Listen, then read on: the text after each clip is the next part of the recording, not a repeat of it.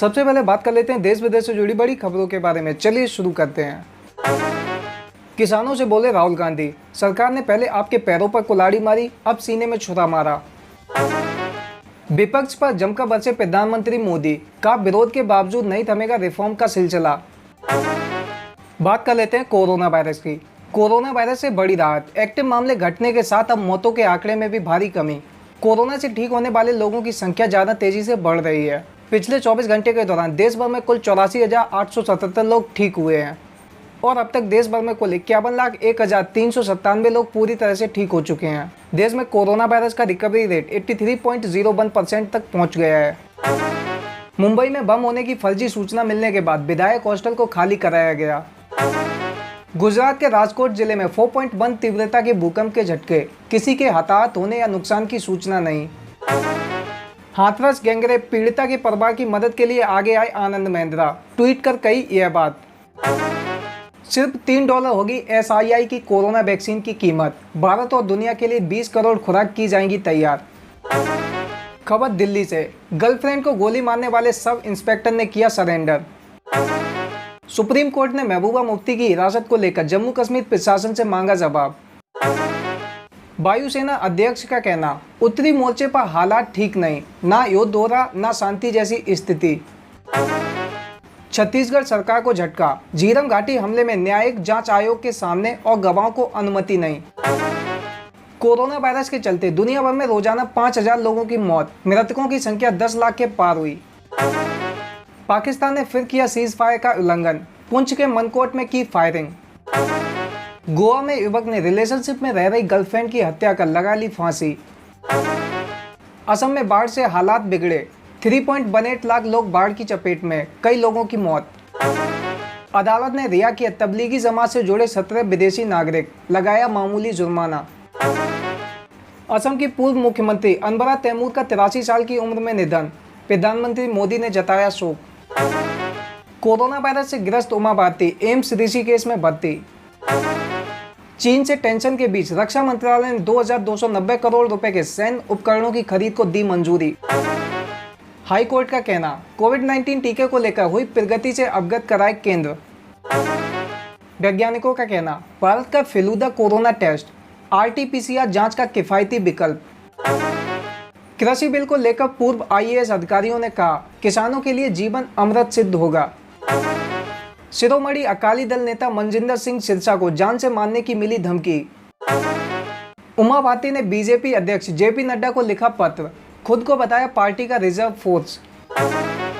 कृषि बिल को लेकर घर घर जाएगी बीजेपी, जनता को इसके फायदे बताएंगे सांसद।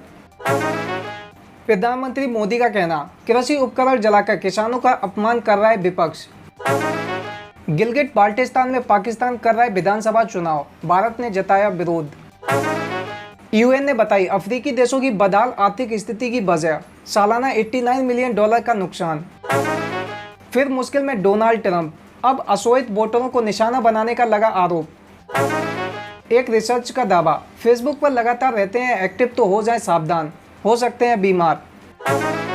सऊदी अरब को दहलाने की साजिश, बड़े आतंकी समूह का भांडाफोड़, 10 गिरफ्तार। बहुपक्षीय संस्थाओं में बड़े सुधार की जरूरत, MEA ने दोहराई PM मोदी की बात। पाकिस्तान सुप्रीम कोर्ट ने डेनियल पल की हत्या के आरोपियों की रिहाई पर लगाई रोक। उत्तर पश्चिम पाकिस्तान में कबाड़ में विस्फोट, 5 व्यक्तियों की मौत।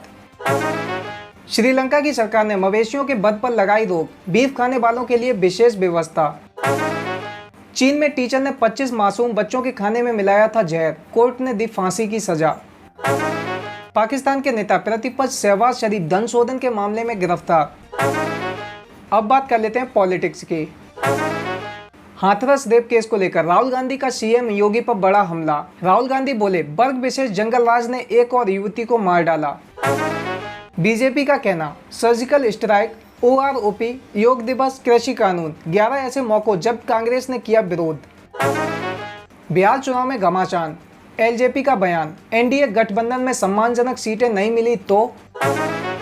संजय राउत का कहना, सुशांत केस में मुंबई पुलिस की जांच पर सवाल उठाने वाले चैनल अब CBI से पूछे सवाल।